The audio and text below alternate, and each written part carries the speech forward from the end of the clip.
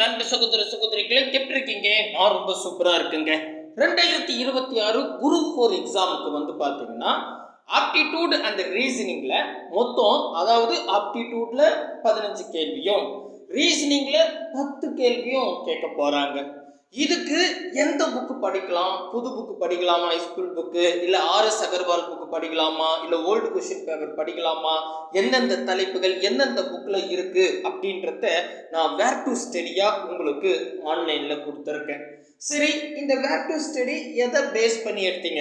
நம்ம மாட்டுன்னு சதவீதமா 6th புக்கில் இருக்குது, 7th புக்கில் இருக்குது, 8th புக்கில் இருக்குது, அது யாரும் படிச்சுப்பாங்க அப்படின்னு அவங்க சொல்லுவீங்க இல்லையா? ஸோ அதுக்காக நான் என்ன பண்ணியிருக்கேன்னா 2025 முதமா வந்து இந்த வருஷத்துல வந்து 8 எக்ஸாம் நடந்திருக்கு. ஒவ்வொரு எக்ஸாம்லையும் 25 கேள்வி கேட்பாங்க. இதே சிலபஸ் பேட்டர்ல நடந்ததுங்க மேக்ஸ். ஓகேவா? அப்போ 8 25 எவ்வளவு? 200 கேள்வி. நான் 200 கேள்வி லிஸ்டே கொடுத்துட்டேன். நீங்க எப்போ வேணாலும் எழுதி அதாவது அந்த கொஸ்டின் வித் ஆன்சர் பார்த்துக்கலாம். இங்க பாருங்களேன், 2025 குரூப் 4 எக்ஸாம்ல 25 மேக்ஸ் கொஸ்டின் கேட்டாங்க இல்லையா, அதை சால்வ் பண்ணியே கொடுத்துருக்கேன். சரியா? அதே மாதிரி என்னன்னைக்கு எந்தெந்த எக்ஸாம் நடந்துச்சு, அந்த எக்ஸாம்ல கேட்கப்பட்ட 25 கேள்விகள் வித் சால்வ்டு. சரிங்களா? நான் எப்படி அதை ஓப்பன் பண்றோம்னு நான் சொல்றேன். சரிங்களா? இப்போ இந்த 8 question paper, 8 set question paper 200 கேள்வியை அனலைஸ் பண்ணி பார்க்கும்போது, இப்போ ஒரு உதாரணத்துக்கு சொல்றேன், சதவீதம் வச்சுங்களேன். 8 எக்ஸாம்ல 10 கொஸ்டின் கேட்டிருக்காங்க. ஓகேவா? அப்போ கண்டிப்பா ஒரு கொஸ்டின் சதவீதத்தில் கேட்குறாங்க. அப்போ அந்த சதவீதம் ஒன்று புக்கில் இருந்து டைரக்டா கேட்குறாங்களா, இல்லை புக்கில் இருக்கிற மாடல் கேட்குறாங்களா, இல்லை ஆர்எஸ் அகர்வால் புக்கில் கேட்குறாங்களா, இல்லை ஓல்டு கொஸ்டின் பேப்பரில் கேட்குறாங்களா அப்படின்னு டீட்டெயிலாக அனலைஸ் பண்ணி தான் நான் இந்த வேர் டு ஸ்டடி ரெடி பண்ணியிருக்கேன். சரிங்களா? ஸோ எந்தெந்த தலைப்பு எப்படி இருக்குது, இதுக்கான அந்த 8 செட்டு சொன்னேன் இல்லையா, அதற்கான சால்வ்டு கொஸ்டின் பேப்பர் எப்படி பார்க்கணும் அப்படின்னு 1 by 1 சொல்லிடுறேன். வேகமாக முடிச்சிடுறேன், ஏன்னா உங்ககிட்ட ஆன்லைனில் கொடுத்துறேன், நீங்களே பார்த்துக்கலாம். சரியா? ஸோ முக்கியமாக நம்ம சேனலுக்கு நீங்கள் புதுசாக இருந்தால் சப்ஸ்கிரைப் பண்ணி வச்சுங்க. கூடவே பக்கத்தில் இருக்கிற பெல் ஐக்கானை ப்ரெஸ் பண்ணி ஆல் இருக்கும், அதை செலக்ட் பண்ணிட்டீங்கன்னா நம்ம போடுற வீடியோ உடனுக்குடன் நோட்டிஃபிகேஷனாக வந்துருங்க. கீழே டிஸ்கிரிப்ஷனில் டெலகிராம் குரூப்புக்கு 2 லிங்க் கொடுத்துருப்பேன். ஏதாவது ஒரு குரூப்பில் ஜாயின் பண்ணுறங்க. நம்ம அதில் தான் டெஸ்ட்டு நோட்ஸ் எல்லாம் கொடுக்க போகிறோம். அதே மாதிரி கீழே டிஸ்கிரிப்ஷன்லேயே வேர் டு ஸ்டடி அப்படின்னு இருக்கும். அதை கிளிக் பண்ணால் இப்போ டிஸ்பிளேல தெரியுற இந்த பேஜுக்கு வந்துடுவீங்க. ஸோ நீங்கள் மேக்ஸ் படிக்க ஸ்டார்ட் பண்ணுறதுக்கு முன்னாடி இதெல்லாம் பார்த்துட்டு தான் ஸ்டார்ட் பண்ணணும். சரிங்களா? ஸோ முதல் உள்ளார வரும்போது 2025, நான் இப்போ 2024 சால்வ்டு கொஸ்டின் பேப்பர் இருக்கு. ஆனால் இந்த ஆப்டிடியூட்ல 15 கேள்வி, ரீசனிங்ல 10 கேள்வின்னு பிரிச்சாங்க இல்லையா, அதுக்கப்புறம் நடந்த 8 செட் கொஸ்டின் தான் எடுத்துன்னு வந்திருக்கேன். தெளிவா புரியுதுங்களா? ஏன்னா நம்ம ப்ரீவியஸ் இயர் இன்னும் 2024 ஒரு 13 எக்ஸாம் நடந்துருவோம். அதெல்லாம் நம்ம படிச்சுனா அதுல வந்து ரீசனிங் கம்மியா இருக்கும். ஸோ அதை வச்சு நம்ம ஒப்பிட்டு பார்க்க முடியாது. நான் என்ன ப்ரீவியஸ் இயர் கொஸ்டின் தாரேன். ஓகேவா? இந்த சிலபஸ் பேட்டர்ல 8 எக்ஸாம் வந்திருக்கு. ஸோ அதுக்கான சால்வ்டு கொஸ்டின் வச்சிருக்கேன். அதை நான் பின்னாடி சொல்றேன் எப்படி பார்க்கணும்னு.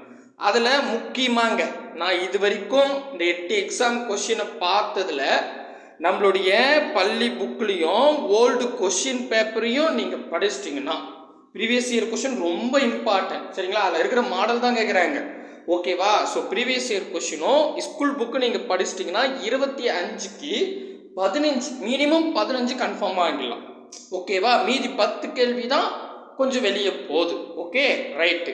அதுக்கு எந்த புக்கு படிக்கலாம்? இப்போ 10 கேள்வி வெளியே போகுது இல்லையா, அதுக்கு எந்த புக்கு படிக்கலாம் அப்படின்னு கேட்டால், இந்த 8 எக்ஸாமில் கேட்கப்பட்ட கேள்விகள் மோஸ்ட்லி ஆர்எஸ் அகர்வால் புக்குங்க. இந்த ஆர்எஸ் அகர்வால்ன்றவர் ஹிந்திக்காரப்பில், அவர் வந்து 2 புக்கு போட்டிருக்காரு. ஆப்டிடியூடுக்குன்னு ஒரு பெரிய புக்கு, அது ஒரு 1000 பங்குது. ரீசனிங்னு ஒரு புக்கு, அதில் ஒரு 1000 பக்கம் இருக்குது. அட்டேங்கப்பா. ஸோ அந்த 2 புக்கு படிக்க வேண்டியதா இருக்கு. பயப்படாதீங்க, அதை நான் சொல்கிறேன் அதுக்கு சொல்யூஷன். ஸோ நீங்கள் இப்போ நான் புக்கு லிஸ்ட்லாம் கொடுத்துருக்கல, அதெல்லாம் நீங்கள் பார்க்க வேணாம், ஒன்றும் பிரச்சனை இல்லை. எல்லா தலைப்புக்கும் நான் என்ன பண்ணுறேன், previous year question book plus RS Agarwal book, இதில் இருக்கிற சம்ஸ் எல்லாமே ஒருங்கிணைச்சு. இப்போ விகிதமற்ற விகிதாச்சாரம் அப்படின்னா புக்கில் இருக்கு, 6th புக்கில் இருக்கும். கூடவே வந்து பார்த்தீங்கன்னா ப்ரீவியஸ் இயர் கொஸ்டின், கூடவே ஆர்எஸ் அகர்வால் புக், போதும், அவ்வளோதான். அதுக்கு அதை தாண்டி கொஸ்டின் கிடையாது. அது எல்லாமே சேர்த்து தான் நடத்த போகிறேன். அப்போ நீங்கள் என்ன பண்ணணும், மின்னல் கணித்து நம்ம சேனல் இருக்குதுல்ல, அதை ஃபாலோ பண்ணாவே போதும். எந்த புக்கும் மெட்டீரியலும் தேவையே இல்லை. அதுக்கு நான் 100% கேரண்டி. ஏன்னா போன குரூப் 4ல் 15 கேள்வி நம்ம கிளாஸ்லேருந்து டைரெக்டாக எடுத்திருக்கோம். இப்போ நடந்த டெட் பேப்பர் 2ல் 30க்கு 20 கேள்விகள் டைரெக்டாக வந்திருக்கு. அதனால தான் சொன்னேன். இந்த முறை வந்து பார்த்தீங்கன்னா போன வாட்டி 15 கேள்வி வந்துச்சுன்னு இல்லையா 25க்கு, இந்த முறை நம்ம வந்து 20 கேள்விகள் டைரெக்டாக எடுக்கணும், டைரக்ட் கொஷின், சரிங்களா? அப்படின்ற டார்கெட்டை நோக்கி நம்ம போகிறோம், சரிங்களா? ரைட்டு. இப்போது நீங்கள் அப்படியே வந்தீங்கன்னா இவ்வளோ நான் கதை தான் பேசியிருக்கேன். ஸோ சிலபஸ் கொடுத்துருக்கேன். இதில் என்ன சிலபஸ்னால் ஆப்டிடியூட்டில் 15 கேள்வி கேட்க போகிறோம். அதில் simplification, percentage, LCM, HCF, ratio, அதுக்கப்புறம் simple interest, compound interest, area, value, time and work. இதில் 15 கேள்வி கேட்க போகிறாங்க. இந்த தலைப்பு ஃபுல்லாகவே அதில் நம்ம புக்லேயே இருக்குதுங்க. முக்கியமாக சிம்பிளிஃபிகேஷன் கம்மியாக தான் இருக்குது. அதே மாதிரி ரேஷியோ வந்து பார்த்தீங்கன்னா கம்மியாக இருக்குது, கொஞ்சம் கம்மியாக இருக்குது. மீதி எல்லாமே கவர் ஆகிடுது, புக்கில் இருந்தால் கேட்குறாங்க, சரியா? அதுக்கு அடுத்தது ரீசனிங் பண்ணிட்டீங்கன்னா இதில் 10 கேள்வி கேட்க போகிறாங்க. லாஜிக்கல் ரீசனிங், பஸ்ஸில், டைஸு, அதுக்கப்புறம் virtual reasoning, alphabetic number reasoning, number series அப்படின்னு கொடுத்துருப்பாங்க. இதுதான் நம்ம என்ன பண்ணோம், கொஞ்சம் வெளியே போகிற மாதிரி இருக்கும். இதிலே நாங்கள் பார்த்தோம். இதில் வந்து 10 கேள்வின்னா 2 கேள்வி புக்கில் இருக்குது, ஓகேவா? 2 கேள்வி புக்கிலேருந்து கேட்டுடுறாங்க. அதில் அப்புறம் ஒரு 2 கேள்வி வந்து பழைய ப்ரீவியஸ் இயர் கொஸ்டினில் கேட்டுறாங்க. ஸோ கிட்டத்தட்ட ஒரு 5 கேள்வி நம்ம ப்ரீவியஸ் இயர்லேயும் புக்லேயும் வந்துடுது. மீதி 5 கேள்வி தான் வித்தியாசமாக கேட்குறாங்க. அதுதான் எங்கேருந்து கேட்குறாங்கன்னே தெரியல. அப்போது நம்ம பார்த்தோன்னா 25க்கு 20 வந்து எளிமையாக வாங்கிடலாம். புக்கும் ப்ரீவியஸ் இயர் கொஸ்டினு கொஞ்சம் அதில் இருக்கிற மாடல்ஸ் ஒர்க் அவுட் பண்ணாவே கண்டிப்பாக 20 வாங்கிடலாம். 5 தான் வெளியே போகுது. நான் ஒவ்வொரு எவிடன்ஸாக காட்டுறேன், உங்களுக்கே புரியும். நான் சொல்கிறது என்ன இவ்வளோ ஈஸியாக சொல்கிறேன்னு நினைப்பீங்க, பட் எவிடன்ஸ் பார்க்கும்போது உங்களுக்கே தெரிஞ்சுப்பீங்க. அப்படியே கொஞ்சம் கீழே வந்தீங்கன்னா இங்கே பாருங்களேன், இப்போ சிம்பிளிஃபிகேஷனாக 6th புக்கில் டேம் 1ல் அலகு 1ல் இருக்கும். அதே மாதிரி 7th புக்கில் டேம் 1ல் அலகு 3ல் இருக்குது. 7th புக்கில் டேம் 2ல் அலகு 3ல் இருக்குது. அதே மாதிரி 7th புக்கில் டேம் 3ல் அலகு 3ல் இருக்குது. அதே மாதிரி 8th புக்கில் அலகு 3ல் இருக்குது. 8th புக்கில் ஒரே புக் இல்லையா? அதே மாதிரி 9th புக் எடுத்துக்கிட்டா அலகுல 2.6. நான் அந்த இது மட்டும் சொல்லியிருக்கேன். அந்த எடுத்துக்காட்டு கொடுப்பாங்கல்ல, எடுத்துக்காட்டு இல்லை பயிற்சின்னு அந்த நம்பரை சொல்லியிருக்கேன். 2.4, 3.4, ஓகேங்களா? அவ்வளோதான். இதுக்கப்புறம் நம்ம இந்த சிம்பிளிஃபிகேஷனுக்கு RS அகர்வால் புக்கு இங்கிலீஷும் இருக்குது, தமிழும் இருக்குது, சரிங்களா? அதில் தமிழில் வந்து அளவு திறன் அப்படின்னு சொல்லி புக் இருக்கும். அதில் 4வது யூனிட் நீங்கள் பார்க்க வேண்டியதாக இருக்கும் சிம்பிளிஃபிகேஷனுக்கு, சரியா? இவ்வளோ தான் எங்கள் சிம்பிளிஃபிகேஷன். ஆனால் இதில் முக்கியமாக ப்ரீவியஸ் இயர் கொஷின் நான் முதல்ல அதுக்கு தான் சொல்லிட்டேன். எல்லா தலைப்புக்குமே நீங்கள் ப்ரீவியஸ் இயர் கொஷின் கண்டிப்பாக மஸ்ட்டாக ஒர்க் அவுட் பண்ணணும், சரியா? அதே மாதிரி வந்து இப்போ பர்சன்டேஜா அது எந்தெந்த புக்கில் இருக்குது. அதே மாதிரி வந்து பார்த்தீங்கன்னா ஹெச்சிஎஃப் எப்படி இருக்குது, எல்சிஎம் எந்த புக்கில் இருக்குது, அதுக்கப்புறம் ரேஷியோ எங்கே இருக்குது, அதுக்கப்புறம் சிம்பிள் இன்ட்ரெஸ்ட்டு, காம்பவுண்ட் இன்ட்ரெஸ்ட்டு, அதே மாதிரி வந்து area, volume, time and work எல்லாமே எங்கெங்கே இருக்குது அப்படின்றத நீட்டாக உங்களுக்கு கொடுத்துட்டேன். நீங்கள் வேணுன்றவங்க இதை தாராளமாக எழுதி வச்சுக்கோங்க. நீங்கள் போய் உங்ககிட்ட புக் இருந்தால் தாராளமாக ஒர்க் அவுட் பண்ணிக்கோங்க. ஆனால் நான் வந்து இதுக்கெல்லாம் புக்கெல்லாம் கொடுக்க மாட்டேன்.